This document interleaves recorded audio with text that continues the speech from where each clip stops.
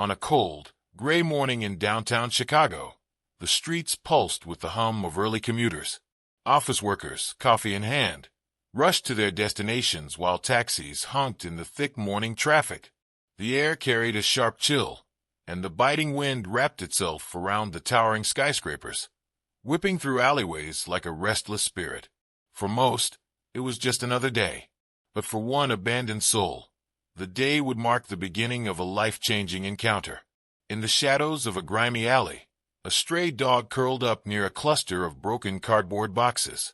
His coat, once of vibrant golden color, was now dulled by dirt and neglect, clinging to his frail body like a tattered shroud. His ribs were starkly visible, a heartbreaking reminder of the days, perhaps weeks, since his last proper meal.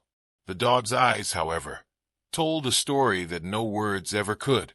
They were dark and heavy, carrying a pain too profound for an animal that had likely never known kindness. A block away, a glossy black SUV rolled to a stop in front of one of the city's most exclusive high-rise buildings. Out stepped Victor Hastings, the kind of man whose name turned heads in elite circles. A self-made millionaire, Victor had spent the last decade amassing a fortune through ruthless business deals and unrelenting ambition. His sharp navy suit clung to his frame like armor. His polished shoes clicked purposefully on the pavement, and the glint of his luxury watch caught the morning light as he checked the time. Victor wasn't just wealthy. He was powerfully intimidating. But his sharp jawline and commanding posture masked a man who had long traded compassion for control. To Victor, time wasn't money. It was everything. Every second lost was a missed opportunity to dominate his next negotiation or outmaneuver a competitor. He was running late. His scowl deepened as he glanced at his phone, where his assistant's texts buzzed with updates on a high-stakes meeting. Victor cursed under his breath and adjusted his tie before striding down the sidewalk. Then something unexpected happened. As Victor passed the alley, a low, weak whimper broke through the urban noise. It was faint, barely audible above the honking horns and the distant roar of a train, but it stopped Victor in his tracks. He turned his head sharply, his eyes narrowing as he spotted the stray dog huddled against the cold brick wall. For a moment, the two locked eyes. The dog's gaze wasn't pleading. It was steady, almost unnervingly so, as if it carried a message Victor couldn't quite understand. The man's irritation flared. He didn't have time for this. "Out of my way, mutt," Victor barked, his voice cold enough to cut through the morning air. But the dog didn't flinch. Instead, it let out another soft, mournful whimper. The sound echoed in the alley, raw and haunting. Victor's expression darkened as he stepped closer, his shoes scraping against the litter-strewn ground. "You think I'm going to feel sorry for you?" he muttered, his voice laced with disdain. Without a second thought, he nudged an empty soda can in the dog's direction with his foot, the metallic clang reverberating against the alley walls. The dog recoiled slightly, his thin body trembling, but he didn't retreat. His eyes stayed fixed on Victor, unyielding in their silent appeal. And for a brief moment Victor faltered. A strange, unwelcome feeling tugged at the edges of his chest, something he hadn't felt in years. It was almost like guilt. Shaking his head, Victor dismissed the feeling and turned to leave. But as he took his first step, the dog barked. It wasn't just a bark. It was sharp, deliberate, and commanding, cutting through the air with a force that startled Victor. He stopped mid-step, glancing back at the dog with a flicker of unease. What was it about this mangy stray that felt so different? Victor clenched his jaw, brushing off the unsettling moment as mere nonsense. He had places to be, deals to close. Without sparing another glance, he walked away, the click of his shoes fading into the city's chaos. Yet as he rounded the corner, something about that bark stayed with him. It lingered in his mind like a stubborn echo, refusing to be ignored. And though he didn't know it yet, that single moment, the cold alley, the trembling dog, the haunting bark, would set into motion a chain of events that would shake Victor Hastings to his very core. In the solitude of the alley, the dog sat motionless, his dark eyes fixed on the spot where Victor had disappeared. The wind picked up, swirling loose scraps of paper through the air. But the dog didn't move. He simply waited, as if he already knew that this wasn't the end. Because sometimes, life has a way of forcing us to confront what we've been running from.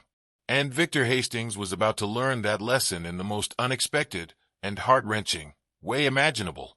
Victor Hastings stormed into the lobby of his company's headquarters, his frustration bubbling just beneath the surface. The massive glass atrium, bathed in cool blue light, was as pristine and impersonal as the man himself. Employees scurried out of his way, their gazes dropping to the polished marble floor as he strode past. His assistant, Claire, hurried to match his brisk pace, a tablet clutched tightly to her chest. "Your 9 o'clock is already in the boardroom," Claire said, her voice tight with urgency. "We've pushed the vendor presentation to later," Victor snapped, cutting her off mid-sentence. "I don't need a play-by-play." "Yes, sir," Claire murmured, her cheeks flushing as she dropped back a step. Victor's world was built on control, precisely timed schedules, meticulously planned strategies, and a team that knew better than to cross him. It was a world where unpredictability was a weakness, and emotions had no place. He had built this empire brick by brick, fueled by a relentless drive to prove that he didn't need anyone. Not his family, not friends, and certainly not a mangy stray dog. But as he reached the gleaming boardroom doors, the image of the dog refused to leave his mind. Those hollow eyes, that bark that had seemed almost purposeful, it had gotten under his skin in a way Victor couldn't explain. He shook his head sharply, as if the motion could dislodge the memory. "Focus," he told himself. "There's no room for distractions." Inside the boardroom, Victor reclaimed his domain. He commanded the meeting with the precision of a surgeon, slicing through objections and silencing doubts with cold, calculated logic. Yet even as he spoke, part of his mind wandered back to the alley. He told himself it was absurd, an overreaction to an inconsequential moment. But was it? For all his wealth and success, Victor had long mastered the art of ignoring his own unease. He had buried guilt, regret, and anything remotely tender beneath layers of sharp ambition. The stray dog, with its haunting gaze, had pierced that armor, if only for a fleeting moment. Later that afternoon, as Victor sat in his office overlooking the city skyline, he poured himself a glass of sparkling water and tried to refocus on his upcoming acquisition deal. The room, adorned with awards and framed headlines proclaiming his triumphs, should have comforted him. Instead, it felt cold, sterile. His phone buzzed, and Claire's voice came through the intercom. "Mr. Hastings, your driver is ready to take you to your dinner meeting." Victor stood, adjusting his cufflinks. "Tell him I'll be down shortly." As he descended in the elevator, he found himself checking his reflection in the mirrored walls, ensuring every detail of his appearance was perfect. His tailored suit, his gold tie clip, even the way his hair was combed, all of it was a carefully curated image. And yet, for the first time in years, he wondered if any of it truly mattered. Outside, the cold wind slapped his face as he stepped into his waiting car.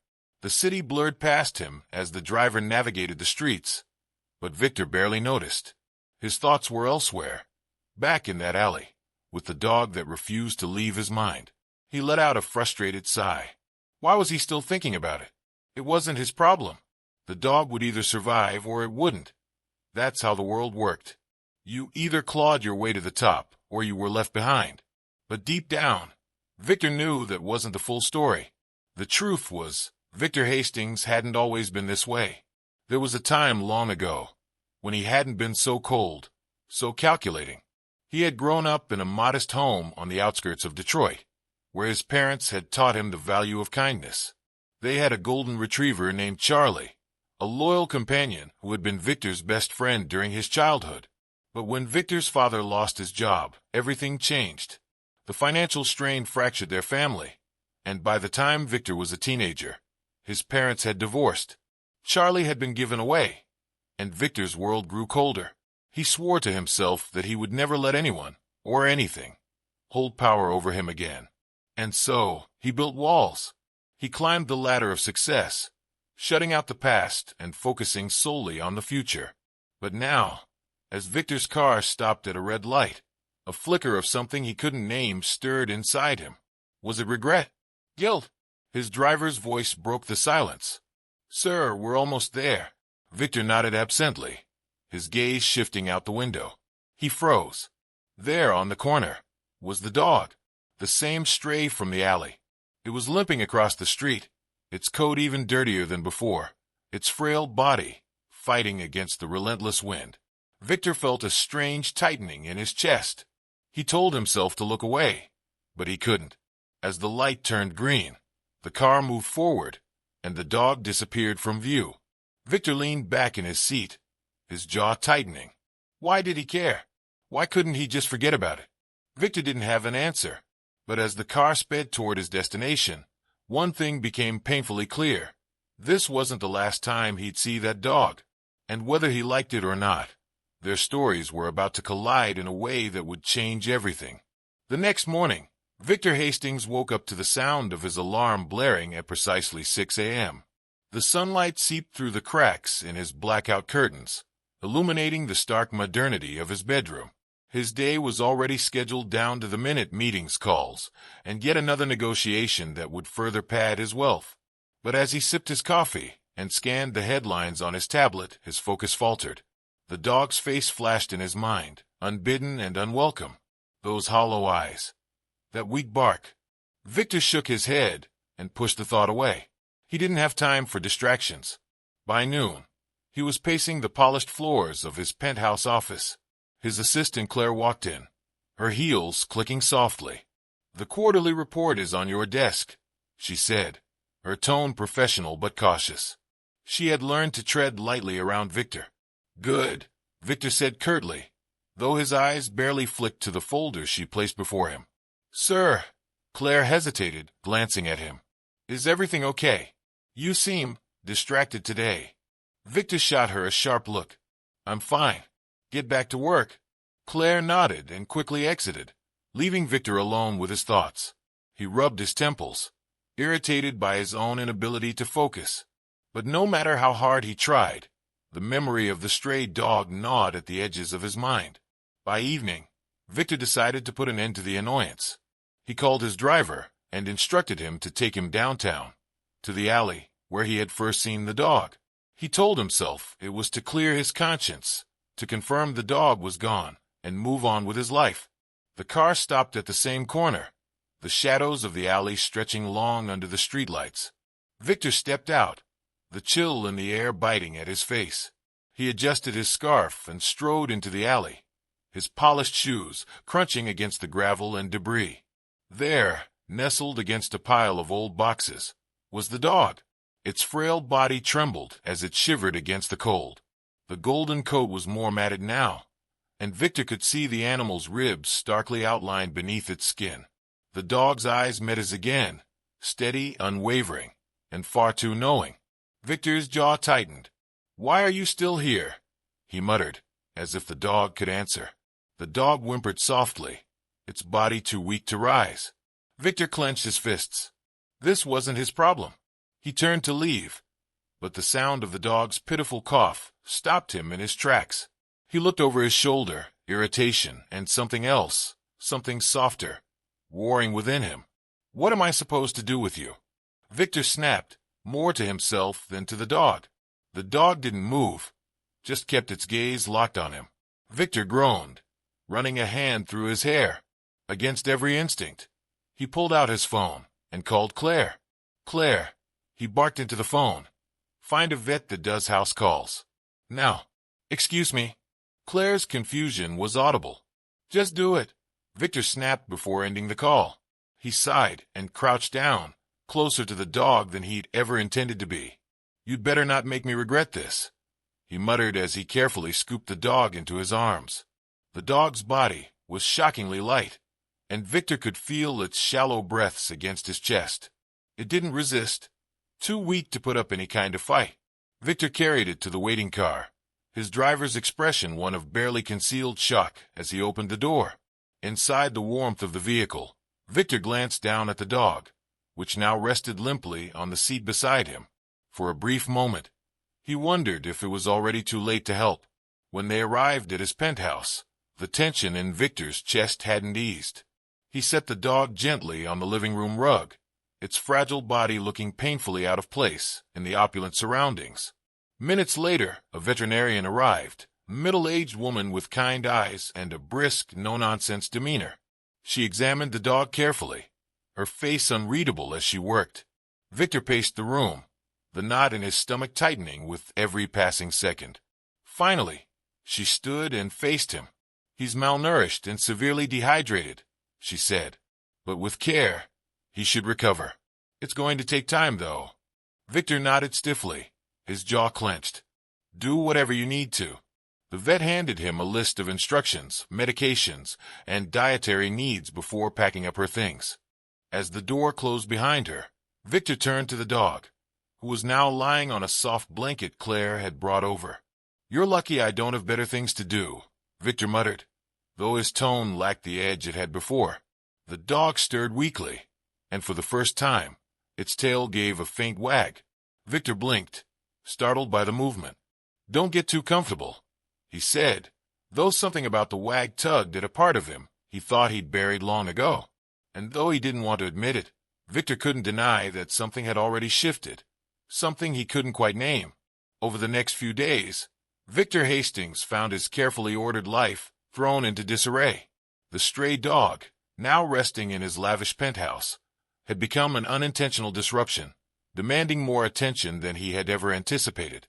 It wasn't just the medications or the special diet the veterinarian had prescribed. It was the way the dog's presence made Victor feel, stirring emotions he had spent years suppressing. At first, he tried to avoid the animal as much as possible, delegating tasks like feeding and cleaning to his housekeeper. But the dog, weak though it was, had a way of inserting itself into Victor's space. It would watch him from across the room, its dark, soulful eyes following his every move. Victor told himself it was coincidence, but deep down, he knew better. There was something about the way the dog looked at him, like it was waiting for something, expecting something. By the third day, the dog had managed to stand on its own, though it still wobbled with every step. Victor had taken to calling it Scrap, a name that seemed fitting for its rough, scrappy appearance. He insisted it wasn't a permanent name. It was just easier than calling it the dog. But then came the first real test of Victor's reluctant commitment. One morning, as Victor prepared to leave for a critical business meeting, he heard a strange noise from the living room. It was a low, pitiful whine, followed by the sound of claws scrabbling against the hardwood floor. Victor sighed, glancing at his watch. He was already running late. "Not now," he muttered, striding toward the sound. He found Scrap sprawled on the floor near the couch, struggling to get back on its feet. The dog's legs trembled, and its breathing was labored. Victor hesitated, torn between his obligations and the frail creature in front of him. "You've got to be kidding me," he said under his breath. Scrap let out another soft whimper, and Victor felt the now familiar pang of guilt. He crouched down, his expensive suit creasing as he carefully helped the dog up. "You're really testing my patience," he muttered, though his touch was surprisingly gentle. As he steadied Scrap, the dog leaned against him, its body trembling but determined. For a moment, Victor felt something unexpected, admiration. Despite everything, this scrappy little dog refused to give up. "Fine," Victor said, his tone softer now. "You win this round." He called his assistant Claire, who was, by now, growing accustomed to Victor's increasingly erratic behavior. "Cancel my morning meetings," he said curtly. "Sir." Claire's voice betrayed her shock. "You heard me," Victor snapped, ending the call before she could argue. He spent the next hour with Scrap, making sure the dog was stable and comfortable before leaving for the office. It was the first time in years that Victor had chosen something, or someone, over his work. But the challenges didn't stop there. That evening, as Victor returned home, he was met with a scene that sent his blood boiling. Scrap had managed to get into his home office, where a pile of important documents now lay shredded on the floor. The dog sat in the middle of the chaos, wagging its tail weakly, as if proud of its handiwork. Victor's temper flared. "Are you kidding me?" he shouted, his voice echoing through the penthouse. Scrap flinched at the outburst, its tail dropping as it cowered. Victor froze, his anger evaporating as quickly as it had come.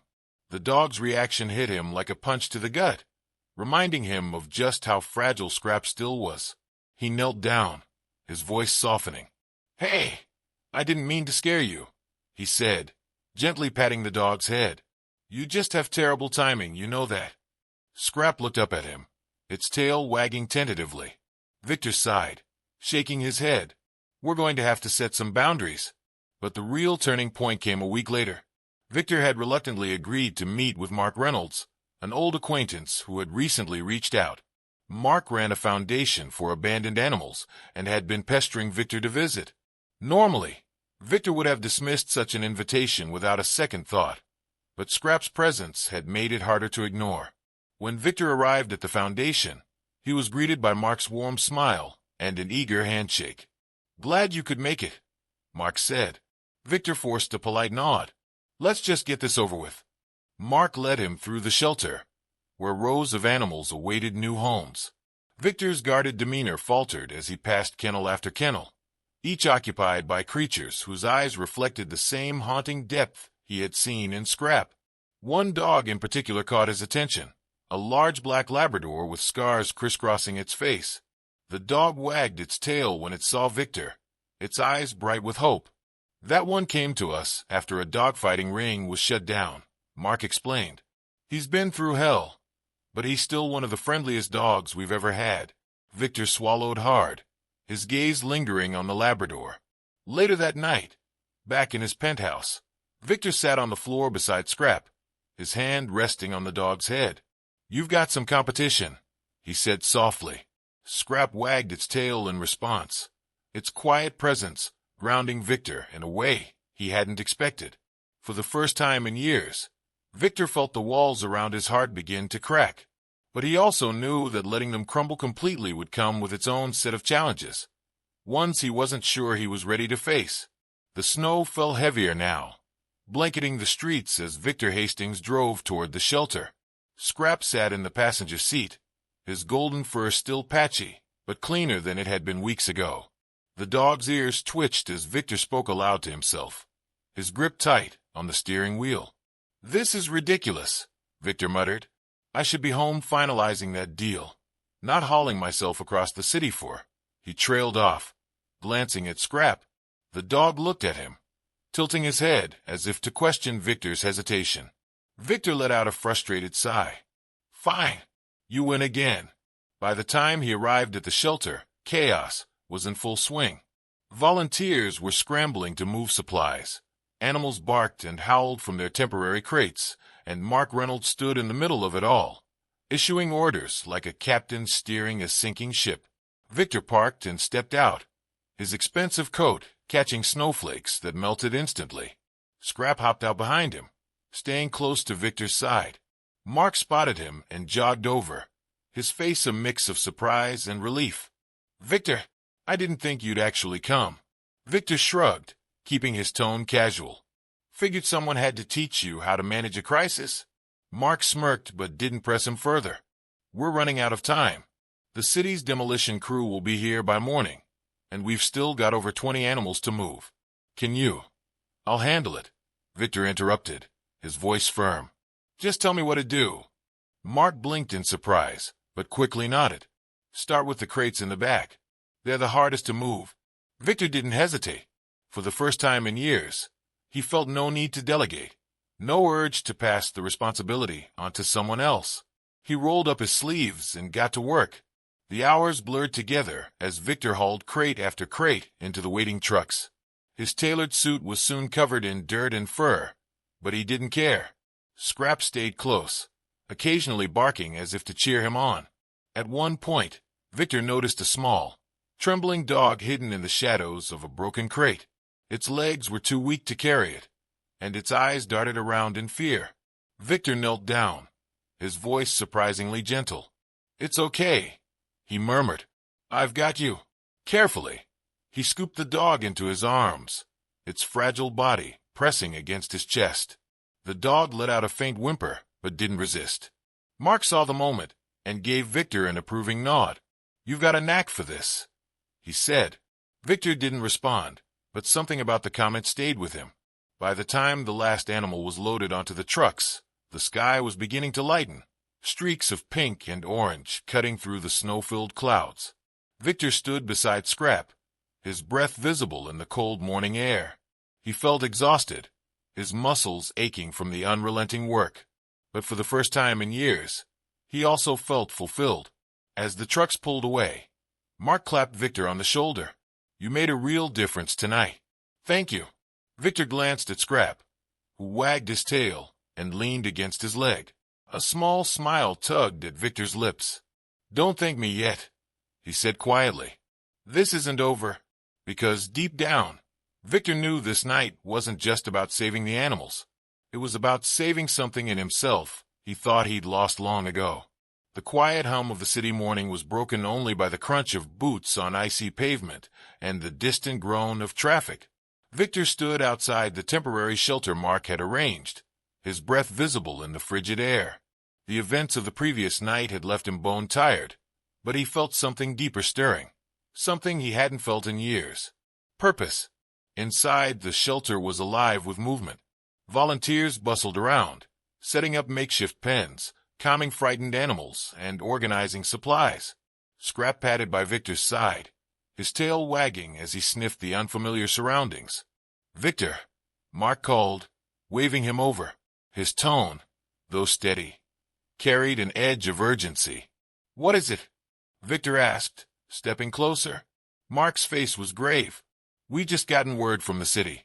The funding we were counting on to keep this place running has been delayed. Bureaucratic red tape.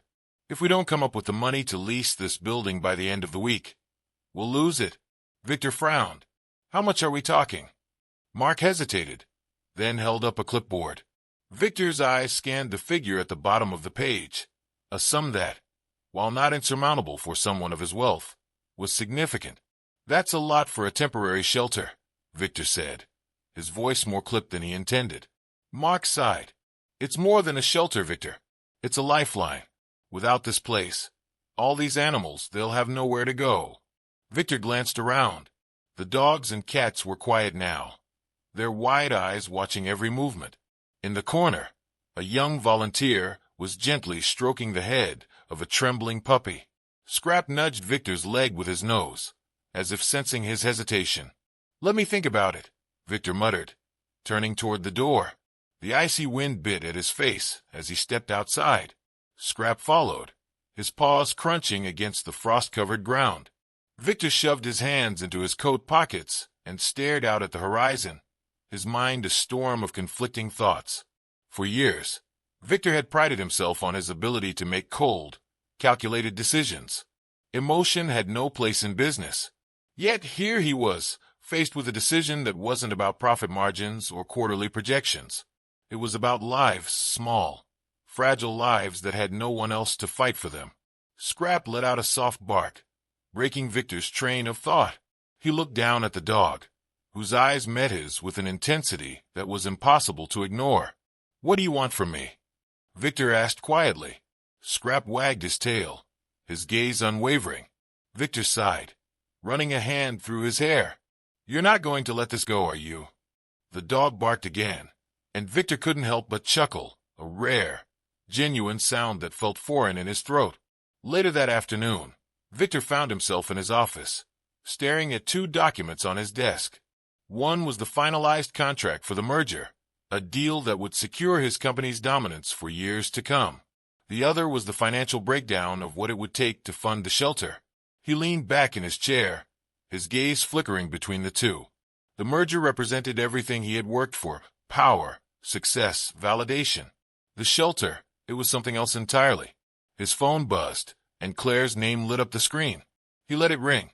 The tension in the room was almost palpable as Victor reached for the pen. He signed one of the documents, the weight of his decision settling over him like a heavy blanket. When he returned to the shelter that evening, Mark was in the middle of organizing a new shipment of supplies. He looked up as Victor approached, his expression weary but hopeful. "Well?" Mark asked. Victor handed him a folded piece of paper. Mark unfolded it slowly, his eyes widening as he read the figures at the bottom. You're covering it." Mark stammered, disbelief coloring his voice. Victor shrugged, slipping his hands into his coat pockets. "Consider it a loan," he said gruffly, though the corners of his mouth twitched in a faint smile. Mark shook his head, his grin wide and genuine. "You might not admit it, but you're a good man, Victor Hastings." Victor didn't respond, but as he looked around at the animals and the volunteers, a strange warmth spread through his chest. That night, as he sat on the floor of his penthouse, with Scrap curled up beside him, Victor stared into the flickering flames of the fireplace. The weight of the day had left him drained, but for the first time in years, he didn't feel empty. Scrap let out a contented sigh, his head resting on Victor's leg. Victor reached down, running his fingers through the dog's softening fur. "You're lucky, you know," Victor murmured.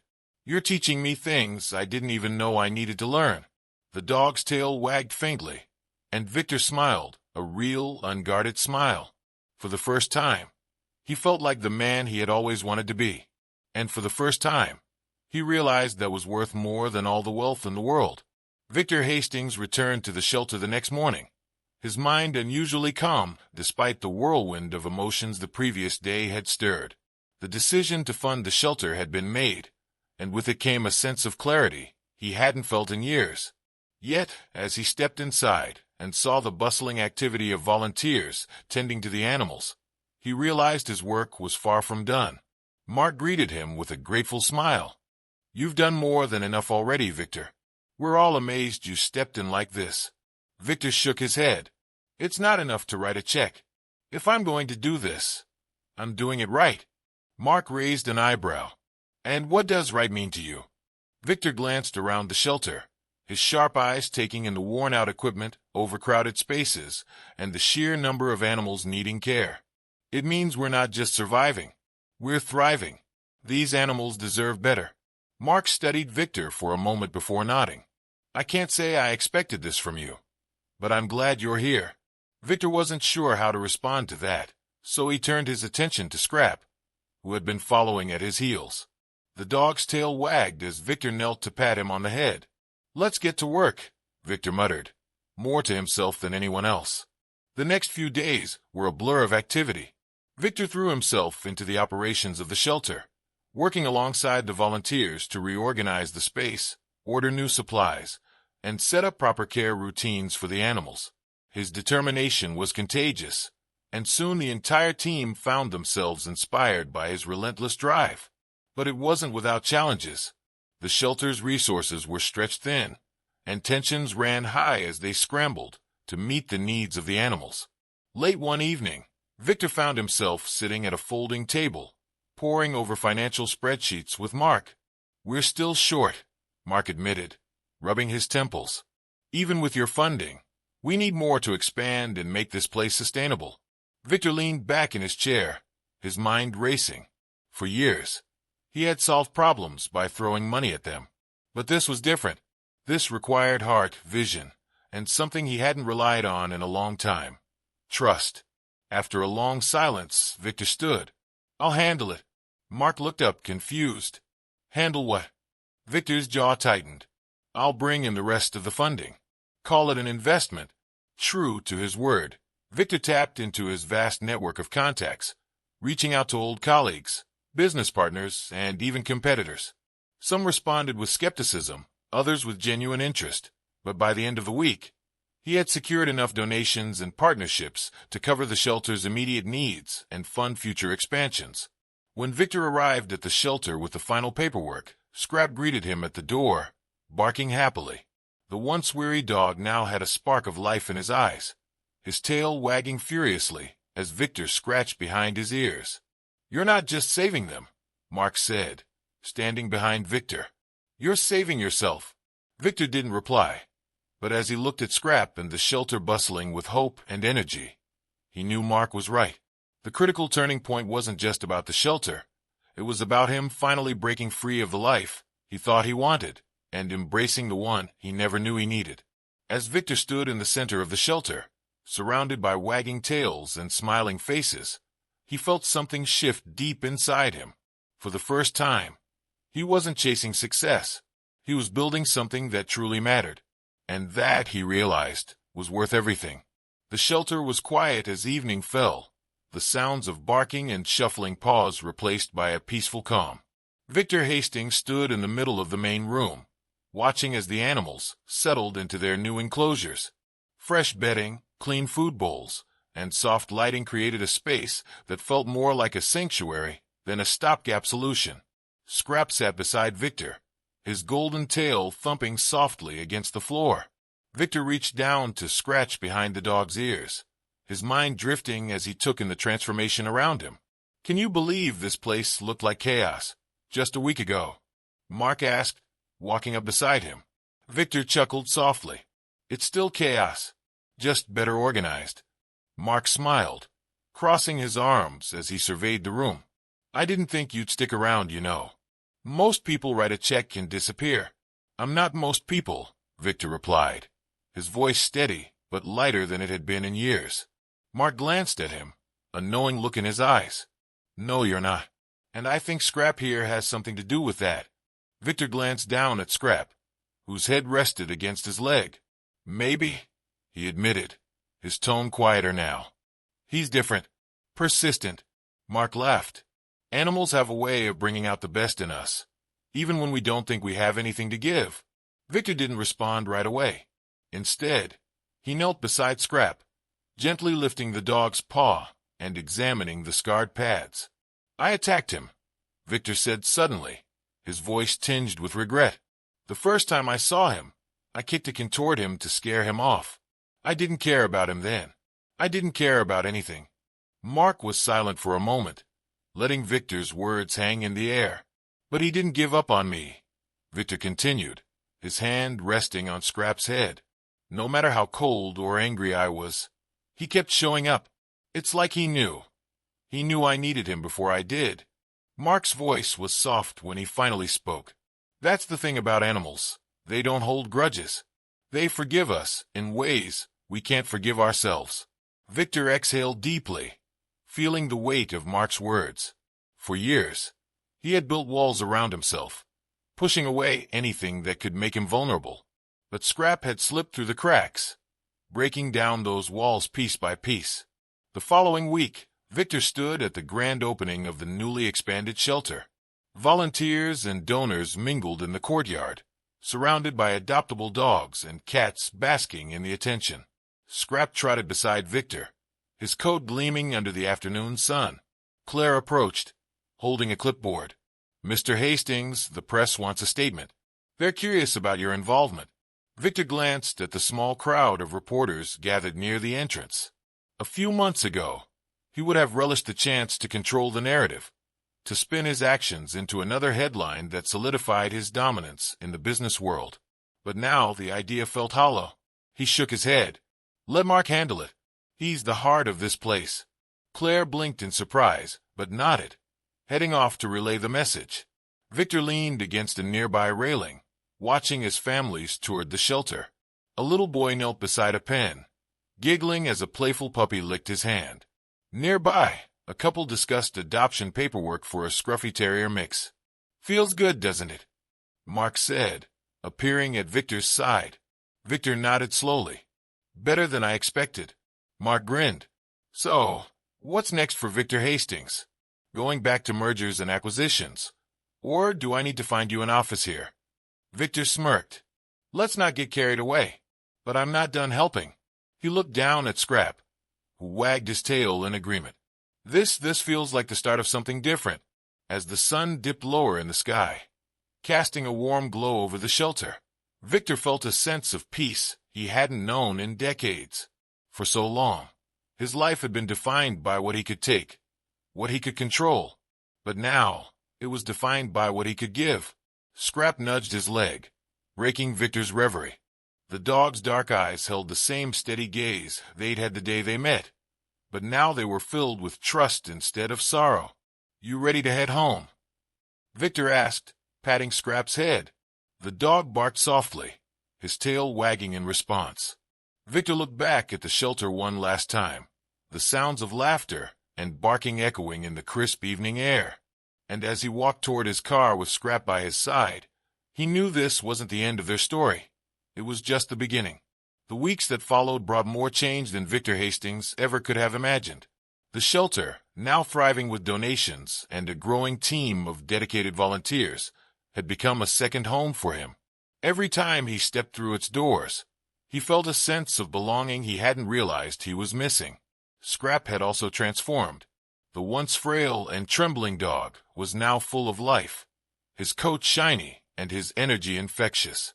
He had become the unofficial mascot of the shelter, greeting visitors with a wagging tail and a happy bark. One evening, as Victor sat in his penthouse, Scrap curled up at his feet. He reflected on how much his life had changed. His phone buzzed on the table, the screen lighting up with notifications from business associates and colleagues. For the first time, Victor ignored them without a second thought. Instead, his eyes drifted to a photo frame on the mantel. It was a picture taken at the shelter's grand reopening. Victor stood in the center, surrounded by smiling volunteers and happy families, Scrap at his side. It was the first picture of himself in years where his smile wasn't forced or calculated. It was genuine. "I didn't think I needed this," Victor said softly, reaching down to scratch Scrap behind the ears. The dog responded with a happy sigh, leaning into his touch. In the weeks since he had stepped up to save the shelter, Victor had learned more about himself than he had in decades. He had always thought strength came from power, from dominating the world around him. But Scrap had taught him otherwise. True strength, he realized, came from compassion, from the courage to care, even when it wasn't easy. That night, as Victor prepared for bed, he found himself pausing by the window. The city stretched out before him, its lights twinkling like stars against the dark sky. For so long, he had seen the city as a battlefield, a place to conquer. But now, he saw it differently. It was a place full of lives, stories, and connections, things he had ignored in his pursuit of success. Victor turned to Scrap, who was already settling into his spot on the rug. "We've got a lot more to do, don't we?" he asked. Scrap's tail thumped against the floor in agreement. The next morning, Victor returned to the shelter with a new plan. He wanted to do more than fund the shelter. He wanted to expand its mission, create programs that would help not just animals, but the people who cared for them. As he stood in the bustling shelter, watching families find their new furry companions and volunteers working with renewed purpose, Victor felt a quiet pride. Scrap trotted up to him, his eyes full of the same unwavering loyalty that had changed Victor's life. Kneeling down, Victor whispered, "You saved me, you know that." The dog responded with a happy bark, and for the first time in years, Victor felt truly whole. The man who once saw life in terms of gains and losses had found something priceless, a second chance, not just for Scrap, but for himself. And as Victor walked into the future, Scrap by his side, he knew he would never let go of the lessons the little golden dog had taught him. Because sometimes the smallest creatures leave the biggest impact, and that's what makes life truly worth living.